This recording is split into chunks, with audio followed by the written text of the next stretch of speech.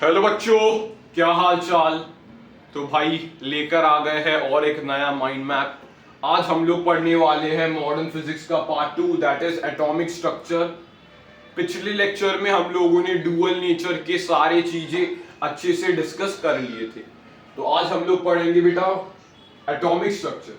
तो यहाँ पर कुछ चीजें हाईलाइटेड आपको मिलेंगी जो इंपॉर्टेंट है। पहले हम लोग बात करते हैं बेटा डाल्टन्स एटॉमिक मॉडल की। डाल्टन ने क्या एटॉमिक मॉडल दिया? उन्होंने कहा एटम इंडिविजिबल है, यानी एटम को छोटे पार्ट्स में तोड़ा नहीं जा सकता। उन्होंने जो मॉडल दिया उन्हें हम लोग कहते हैं सॉलिड स्फीयर मॉडल, जो एक स्पंज बॉल की तरह मॉडल आप अज्यूम कर सकते हो। उसके बाद थॉमसन आए। थॉमसन ने अपना प्लम पुडिंग मॉडल दिया। थॉमसन के प्लम पुडिंग मॉडल में आप इसे कैसे रिलेट कर सकते हो वाटरमेलन मॉडल की तरह। जैसे वाटरमेलन में जो रेड पार्ट होता है उसे आप क्या मान सकते हो सर? उसे हम लोग पॉजिटिव स्फीयर चार्ज मान सकते हैं। और जो बीज होते हैं वाटरमेलन में ब्लैक वाले, उन्हें हम लोग क्या मान सकते हैं? उन्हें हम लोग इलेक्ट्रॉन्स मान सकते हैं। तो उनके अकॉर्डिंग एक पॉजिटिव स्फीयर है एटम और उसमें इलेक्ट्रॉन्स एम्बेडेड होते हैं। उन्होंने कहा मास ऑफ एटम इज कांस्टेंट, मतलब यूनिफॉर्मली डिस्ट्रीब्यूटेड। उन्होंने कहा मास of atom is uniformly distributed. Yes, उन्होंने कहा इसे कि हम लोग इसे प्लम पुडिंग मॉडल या वाटरमेलन मॉडल कह सकते हैं। इन्होंने रेडियस ऑफ एटम हमें दी, दैट इज 10 की पावर -10 मीटर्स। इन्होंने कहा ये इलेक्ट्रिकली न्यूट्रल होता है, number of positive charge is equals to number of negative charge. Sir इनके ड्रॉबैक्स क्या थे? तो बेटा इनके ड्रॉबैक्स थे कि ये Rutherford's alpha ray scattering experiment को एक्सप्लेन नहीं कर पाए। वो एक्सपेरिमेंट क्या था वो हम लोग नेक्स्ट पेज में समझेंगे। दूसरा ड्रॉबैक था he can not explain the spectrum of atom. वो लाइट का स्पेक्ट्रम डिफरेंट एटम्स के साथ एक्सप्लेन नहीं कर पाए। तो ये दो मॉडल्स मैंने आपको डिस्कस करा है, that is Dalton atomic model and Thomson plum pudding model. इसे आप अच्छे से देख लो। यस, आगे बढ़ते हैं सर। आगे बेटा मैंने बात की है Rutherford's alpha ray scattering experiment की। तो रदरफोर्ड ने उनके कलीग्स के साथ, दैट इज जेगर्स, मार्सन एंड जेगर, वैसा कुछ नाम दिया आपको, उनके साथ इन्होंने अल्फा रे स्कैटरिंग एक्सपेरिमेंट किया। यहां पर क्या हुआ बेटा, एक लेड बॉक्स उन्होंने लिया, उसके अंदर एक रेडियो एक्टिव सोर्स था। उससे जनरली हम लोग रेडियम ब्रोमाइड यूज करते हैं। तो इन्होंने इस सोर्स ने अल्फा पार्टिकल्स एमिट किए और ये अल्फा पार्टिकल्स इस गोल्ड फॉइल को टकरा गए। ये गोल्ड फॉइल सर काफी पतली थी, ये माइक्रोमीटर्स या मिलीमीटर्स के ऑर्डर में ये गोल्ड फॉइल थी। तो हाँ, इन्होंने ऑब्जर्वेशंस में किए। इन्होंने यहाँ पर जिंक सल्फाइड की स्क्रीन लगा दी, यहाँ पर जिंक सल्फाइड की यहाँ पर इन्होंने स्क्रीन लगा दी और इन्होंने देखा कि कैसे कैसे आपको डिफ्लेक्शंस मिल रहे हैं। इन्होंने ऑब्जर्व किया कि यहाँ पर एक डिफ्लेक्शन आ रहा है, यहाँ पर एक डिफ्लेक्शन आ रहा है, यहाँ पर एक डिफ्लेक्शन आ रहा है। ऐसे डिफ्लेक्शंस इन्होंने ऑब्जर्व किए। सर इसका मतलब क्या है बेटा? यहां पर देखना, ज्यादातर कंक्लूजन क्या था कि सर ज्यादातर पार्टिकल्स अनडिफ्लेक्टेड पास हुए, यानी सीधे यहां पर जाकर टकरा गए, और कुछ थोड़े पार्टिकल्स कुछ एंगल्स पे डिविएट कर गए। तो यहां पर हम लोगों ने कंक्लूजन बनाया कि 99% अल्फा पार्टिकल्स अनडिविएटेड गए हैं। मतलब इसका मतलब है कि एटम 99.9% खाली होता है। एटम 99.9% क्या होता है बेटा? खाली होता है। और जो 1%, 0.1% जो डिफ्लेक्शंस हुए वो किसको सिंबल करता है सर? वहां पर एक न्यूक्लियस होगा, वहां पर एक न्यूक्लियस होगा। न्यूक्लियस सिर्फ 0.1% जगह में सारा एटम का मास लेकर बैठा हुआ है। मतलब जो थॉमसन साहब ने बात की थी कि mass of atom uniformly distributed है, वो गलत बात है। यहां पर अल्फा रे स्कैटरिंग एक्सपेरिमेंट से ये पता चलता है कि mass of atom is concentrated to a point which is called nucleus. और सर जो एनसीईआरटी में बात ली है कि कुछ एक 10,000 या 20,000 पार्टिकल्स में से कुछ एक पार्टिकल सर पूरा डिफ्लेक्ट कर गया, पूरा पीछे 180 डिग्री से डिफ्लेक्ट कर गया, मतलब ये स्ट्रॉन्ग पॉजिटिव चार्ज है। This is a strong positive charge, एक स्ट्रॉन्ग पॉजिटिव चार्ज है जो इन अल्फा पार्टिकल्स को रिपेल कर रहा है। तो ये उनके एक्सपेरिमेंट से हमें चीजें पता चलती है। ये एक्सपेरिमेंट बेटा बहुत इंपॉर्टेंट है, केमिस्ट्री में भी एटॉमिक स्ट्रक्चर में ये मिलता है। सेम एक्सपेरिमेंट मैंने आपको यहां पर बताया है। ठीक है बेटा, आगे चलते हैं। आगे बेटा यहां पर कुछ इंपॉर्टेंट बातें हैं सर। यहां पर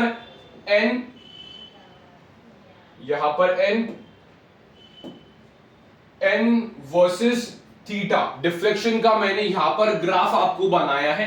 ये ग्राफ क्या आता है sir, number of deflections is proportional to cosec square theta by 2। Sir ये एनसीईआरटी में ग्राफ दिया है, इसलिए आपको ये पता होना चाहिए कि number of particles versus deflection का कैसे ग्राफ आपको देखने को मिला। तो ऐसा ग्राफ वो आपको देखने को मिलता है। यस, फिर उसके बाद रदरफोर्ड साहब ने कौन सा मॉडल दिया, तो रदरफोर्ड मॉडल को हम लोग प्लैनेटरी मॉडल बोलते हैं, क्योंकि ये सोलर सिस्टम से मेल खाता है, सोलर सिस्टम से मेल खाता है। ये कहते हैं सेंटर में न्यूक्लियस है और उसके अराउंड इलेक्ट्रॉन्स रिवॉल्व कर रहे हैं। सर इलेक्ट्रॉन्स को रिवॉल्व करने में फोर्स कौन दे रहा है, सर इनके बीच में जो इलेक्ट्रोस्टैटिक फोर्स है that gives it necessary centripetal force to rotate.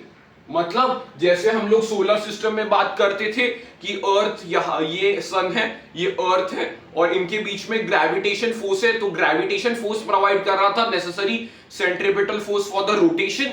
यहां पर न्यूक्लियस और इलेक्ट्रॉन के बीच में इलेक्ट्रोस्टैटिक फोर्स है and that provides necessary centripetal force. तो पहली इक्वेशन यहां पर ये निकल के आती है, that is mv square by r is equals to k ze into e divided by r square. This is simple Coulomb's law बराबर Coulomb's force बराबर centripetal force.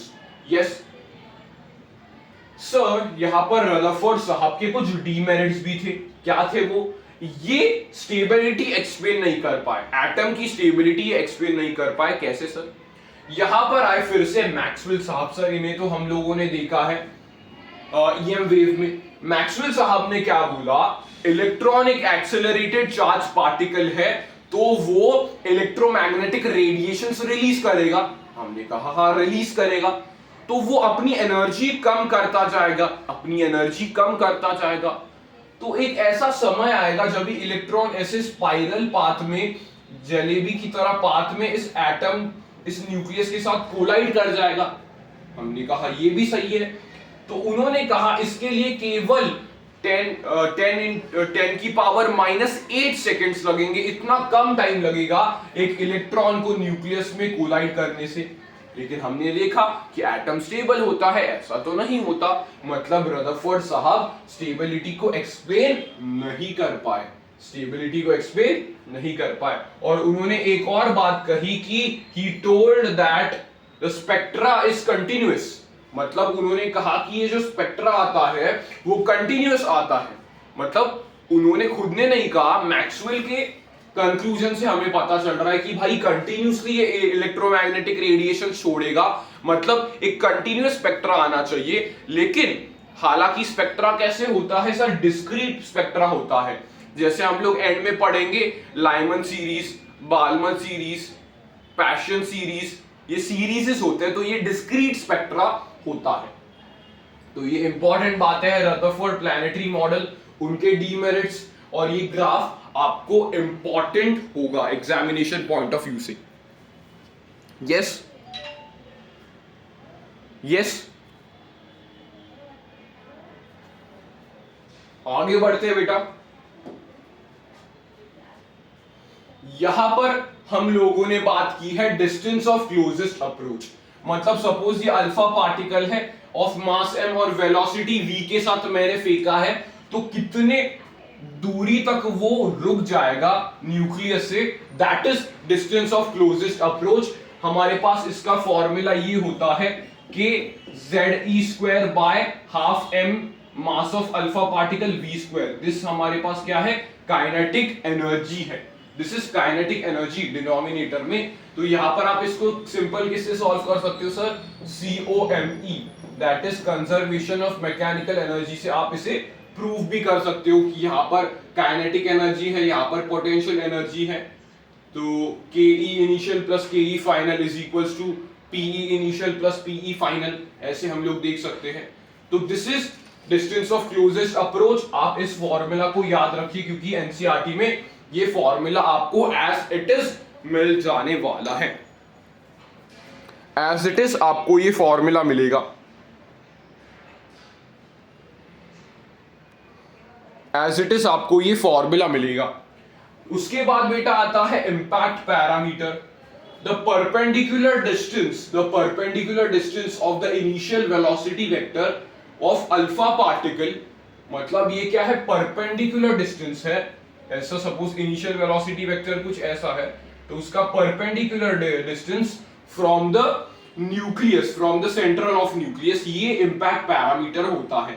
तो इंपैक्ट पैरामीटर में एनसीईआरटी ने ये रिलेशन दिया है, that is B is equals to ZE square cot theta by 2 divided by 4 pi epsilon E। ये relation दिया गया है। तो ये रिलेशन आपको थोड़ा सा ध्यान में रखना है, याद नहीं हो रहा है तो छोड़ सकते हो, लेकिन ये आपको रिजल्ट याद रखना है। ये वाला कौन सा रिजल्ट सर, ये वाला रिजल्ट आपको याद रखना है, दैट इज जैसे मैं B बढ़ाऊंगा, अगर मेरा इंपैक्ट पैरामीटर कम है, अगर मैंने कहा मेरा इंपैक्ट पैरामीटर कम है तो थीटा मेरा ज्यादा आएगा। ये आपको बस रिलेशन बेटा याद करना है कि इंपैक्ट पैरामीटर जितना कम होगा उतना थीटा ज्यादा होगा। अगर मैं कहता हूं इंपैक्ट पैरामीटर 0 है, मतलब सीधा हेड ऑन कोलिजन हुआ है, हेड ऑन कोलिजन हुआ है न्यूक्लियस के साथ, तो वहां पर थीटा डिफ्लेक्शन कितना आएगा, 180। मतलब अगर B की वैल्यू 0 होगी तो हेड ऑन कोलिजन होगा, थीटा की वैल्यू आएगी 180 डिग्रीज। तो ये दो पॉइंट्स एनसीईआरटी में इंपॉर्टेंट है, ये वाला डिस्टेंस ऑफ क्लोजेस्ट अप्रोच और इंपैक्ट पैरामीटर। इससे थ्योरेटिकल सवाल आपको देखने को मिल सकता है। ठीक है सर, आगे बढ़े, आगे बढ़े। यस, तो आगे बेटा हम लोगों ने बात की है बोर्स मॉडल की। बोर्स मॉडल ने क्या कहा, electron revolve around nucleus in fixed orbit. Sir ये तो रदरफोर्ड ने भी बात कही थी, बिल्कुल सही है।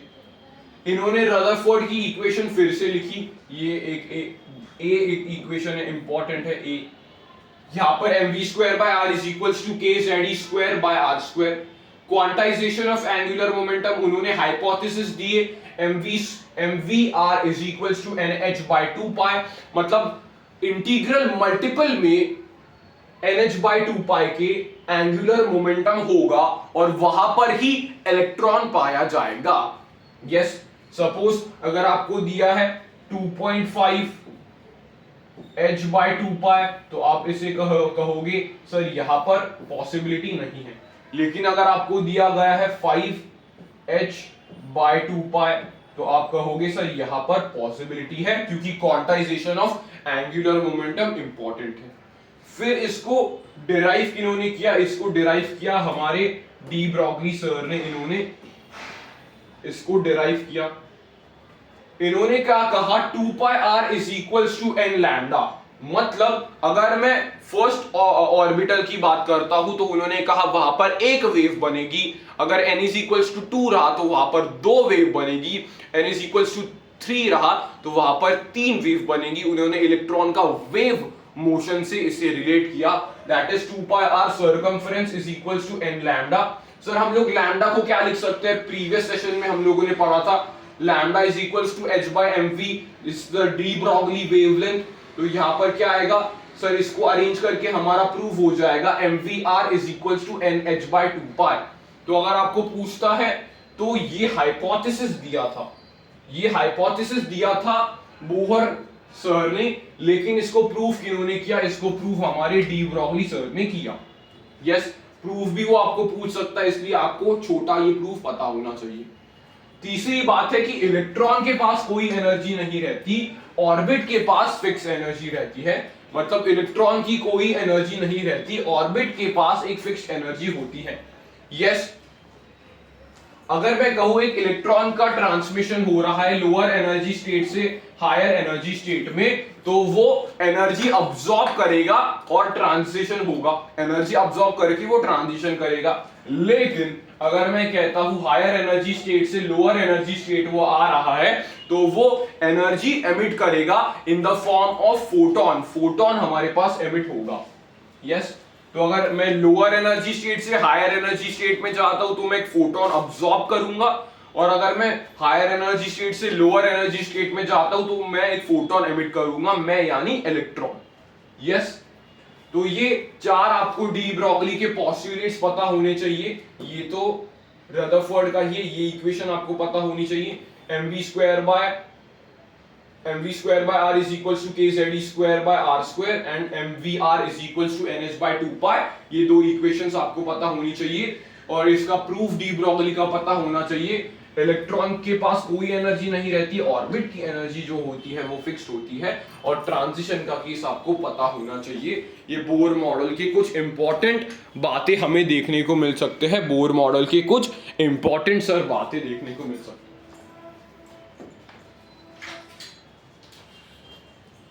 यहां पर भाई डेरिवेशंस की यहां पर कुछ बात अपन ने की है, विजिबल होगा ये। Yes, visible. तो डेरिवेशंस करने के लिए हमने कौन से फॉर्मूलाज यूज किए, that is mvr is equals to nh by 2 pi और mv² by r is equals to kze square by r square। ये हमने डेरिवेशंस में फॉर्मूला यूज किए। पहले मैं आता हूं बेटा रेडियस पे। रेडियस क्या होता है sir? Radius is n square h square epsilon not by pi me square z। ये आपको याद नहीं करना तो जनरल एक्सप्रेशन ये आप याद कर सकते हो, that is r is equals to 0.53 n square by z into Armstrong. Armstrong में ये आंसर आता है, यूनिट ध्यान रखना एमस्ट्रॉन्ग। एक आपको ऐसा भी रिलेशन देखने को मिल सकता है, कौन सा सर? ऐसा 552.9 into n square by Z.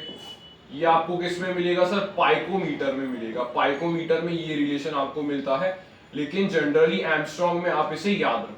पाइकोमीटर का आपको किस में दिया है सर? केमिस्ट्री में दिया है। यस, तो यहां पर n क्या है sir? n is the orbit number and z क्या है हमारे पास? It is atomic number. Velocity का क्या आता है बेटा? वेलोसिटी का याद होना चाहिए, that is e² upon 2 epsilon not h और z बाय n से मल्टीप्लाई करना पड़ेगा। यहां पर ये आपको याद होना चाहिए। तो ये अगर याद नहीं है तो आप सिंपल इस रिलेशन को याद रख सकते हो, that is v is equals to 2.18 into 10 की पावर 6 z बाय n। यहां पर z क्या है? एटॉमिक नंबर, n क्या है? Orbit number. ये कुछ छोटे मोटे हमारे पास रिलेशंस है। कौन से रिलेशन है सर? ये टाइम पीरियड का रिलेशन है, टाइम पीरियड का रिलेशन है, that is n³ upon z²।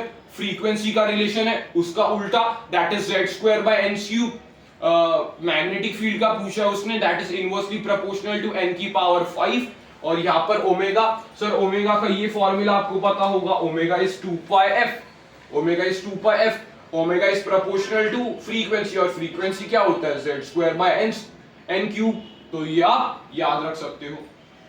उसके बाद बेटा ये एनर्जी वाला इंपॉर्टेंट है, इससे सवाल बनने के चांसेस है। काइनेटिक एनर्जी क्या है? पॉजिटिव में 13.6 z² बाय n²। ये किस में आएगा सर? इलेक्ट्रॉन वोल्ट में। Potential energy -2 into 13.6 into z² by n²। और टोटल एनर्जी क्या रहेगी sir? Minus 13.6 z² by n²। किस में रहेगी? इलेक्ट्रॉन वोल्ट में। तो हम लोग देख सकते हैं काइनेटिक एनर्जी और टोटल एनर्जी का मैग्नीट्यूड सेम है, लेकिन उनकी डायरेक्शन बस हमारे पास ऑपोजिट है। पोटेंशियल एनर्जी की मैग्नीट्यूड काइनेटिक एनर्जी से दुगनी है, लेकिन साइन दोनों की ऑपोजिट है। यस, तो ये आप देख सकते हो इंपॉर्टेंट फॉर्मूला है, डेरिवेशन करना है तो ये जो डेरिवेशंस में फॉर्मूलेस यूज किए हैं, इक्वेशन 1 इक्वेशन 2 बना के आप वैल्यूज पुट करके डेरिवेशन की एक बार प्रैक्टिस कर सकते हो, क्योंकि पता चला उसने डेरिवेशन पूछ लिया इसको, इसलिए आपको वो पता होना चाहिए। बाकी फॉर्मूलास ये मोर देन सफिशिएंट है, मोर देन सफिशिएंट है। रेडियस का मैंने बता दिया है, वेलोसिटी का बता दिया, टाइम पीरियड का relation, frequency, magnetic field, omega का रिलेशन बता दिया है, एनर्जी के तीनों का रिलेशंस बता दिया है। तो ये इंपॉर्टेंट है, इसको देख लो बेटा, इससे सवाल न्यूमेरिकली आ सकता है, ठीक है। यहां पर बेटा फिर हम लोग बात करते हैं किसकी, सर हम लोग बात करते हैं ट्रांजिशन की। अगर मैं एन इनिशियल से एन फाइनल पे जंप कर रहा हूं तो मैं एक फोटोन रिलीज करूंगा, जी सर आपने कहा था। तो उसका लैम्डा का फॉर्मूला क्या होगा, 1 बाय लैम्डा का फॉर्मूला क्या होगा सर, ये फॉर्मूला होगा 1 by lambda is equals to R Z square bracket 1 by n final square minus 1 by n initial square. Sir ये वाला टर्म आप याद रखना, ये वाला टर्म पॉजिटिव आना चाहिए क्योंकि वेवलेंथ नेगेटिव नहीं हो सकती। सर आर क्या है, R is the Rydberg constant, इसकी वैल्यू क्या है 1.097 इंटू 10 की पावर 7 सेंटीमीटर इनवर्स। या सॉल्विंग के लिए आप 1 बाय आर को क्या पुट कर सकते हो सर, हम लोग 912 एंगस्ट्रॉम पुट कर सकते हैं।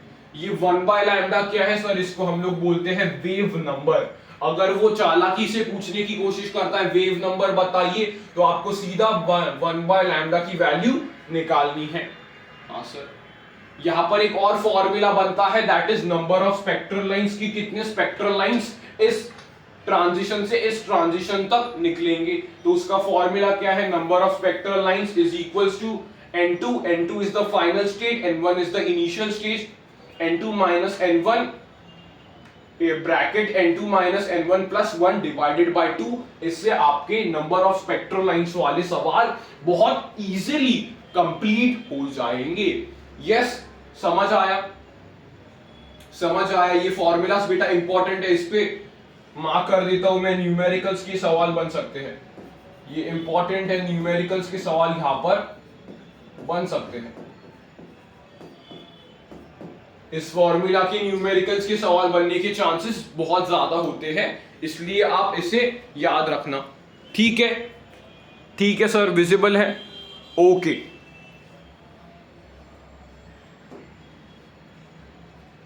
ये बेटा होता है हमारा आखिरी पेज, दैट इज, आपको ये थोड़ा कलर्ड दिखा होगा क्योंकि मैंने थोड़े प्रीवियस कुछ बैचेस में इसको एक्सप्लेन किया था, इसलिए वो नोट्स आपके पास, ये नोट्स मैंने एक्सप्लेन किए थे। लेकिन आपको भी यहां से समझ में आएगा कि अगर किसी भी स्टेट से 1 पे आ रहा है तो वो क्या होगा सर, लाइमन सीरीज होगा। लाइमन सीरीज कहां पर लाया करता है सर, लाइमन सीरीज कहां पर लाया करता है, कौन बताएगा सर। लाइमन सीरीज तो यूवी रेडिएशन में लाया करता है। अगर मैं कहता हूं किसी भी एनर्जी स्टेट से सेकेंड एनर्जी स्टेट पे आ रहा है तो वो क्या होगा, बाल्मर सीरीज। और बाल्मर सीरीज पहले डिस्कवर हुई क्योंकि बाल्मर सीरीज विजिबल रीजन में लाया कर रहा है। तो ये सवाल मिल सकता है, बाल्मर सीरीज पहले डिस्कवर क्यों हुई, क्योंकि वो विजिबल एरिया में लाइक कर रहा है और हम लोग लाइट देख सकते हैं, विजिबल रीजन की लाइट देख सकते हैं। किसी भी n की वैल्यू से अगर n इज इक्वल्स टू 3 पर आ रहा है तो हम लोग उसे क्या बोलेंगे, पैशन सीरीज। और वो कहां पर लाइक करता है सर, इंफ्रारेड रीजन में लाइक करता है। किसी भी n की वैल्यू से अगर n इज इक्वल्स टू 4 पे आता है तो हम लोग उसे कहते हैं ब्रैकेट सीरीज, और वो भी कहां पर लाइक करता है, इंफ्रारेड में। अगर किसी भी n के वैल्यू से n इज इक्वल्स टू 5 पे आता है तो हम लोग उसे कहते हैं पीफुंड सीरीज, और वो कहां पर लाई करता है, इंफ्रारेड में। अगर किसी भी n की वैल्यू से n इज इक्वल्स टू 6 पर आता है तो हम लोग उसे कहते हैं हम्फ्री सीरीज, और that is far infrared, that is far infrared. तो मेरे साथ याद करो, लाइमन सीरीज किसी भी से 1 पे आना, यूवी रेडिएशन किसी भी से 2 पे आना, बाल्मर विजिबल किसी भी से 3 पे आना, पैशन इंफ्रारेड किसी भी से 4 पे आना, ब्रैकेट इंफ्रारेड किसी भी n की वैल्यू से हमारे पास 5 पे आना तो दैट इज पी फंड। किसी भी वैल्यू से n इज इक्वल्स टू 6 पर आना that is Humphry which is far infrared. यहां पर आपको कैसे सवाल मिल सकते हैं सर? यहां पर आपको वैसे सवाल मिल सकते हैं मैक्सिमम लैम्डा बताओ। मैक्सिमम लैम्डा कभी आएगा सर? जब भी एनर्जी कम होगी, क्योंकि energy and lambda are inversely related. क्यों सर? हम लोगों ने एक फॉर्मूला पढ़ा था, याद करा देता हूं, कौन सा फॉर्मूला था वो?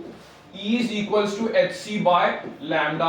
hc तो कांस्टेंट है, तो E is inversely proportional to lambda। ये फॉर्मूला हमने डुअल नेचर में पढ़ा था। यस सर, हमने पढ़ा था। तो अगर वो कहता है कि लैम्डा मैक्स बताओ, मतलब सबसे कम एनर्जी ट्रांजिशन, मतलब अगर मैं लेमन की बात करूं तो n इज इक्वल टू 2 से n इज इक्वल टू 1 का ट्रांजिशन, तो ये सबसे ज्यादा छोटा ट्रांजिशन है, सबसे कम एनर्जी निकलेगी, that is it is maximum lambda का ट्रांजिशन।